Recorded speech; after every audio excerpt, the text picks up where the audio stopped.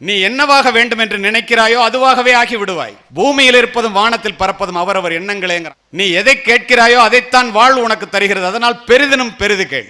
கேட்கிறதை பெருசா கேள்றாங்க. ஒரு மனிதனை உயர்த்துவது அவனுடைய சிந்தனை தான். மனிதர்கள் தன்னுடைய எண்ணங்களுக்கு ஏற்பவே உயர்ந்த நிலையிலும் தாழ்ந்த நிலையிலும் வாழ்கிறார்கள். தன்னால் முடியும் என்று ஒரு மனதை எதை உள்வாங்குகிறதோ அது நடந்தே தீரும். மனித மனதினுடைய வலிமை மிக பெரியது. மனித மனதினுடைய வலிமை புரியாத காரணத்தினால் நம் எல்லைக்கோட்டை நாமே சுருக்கிக் கொள்கிறோம்.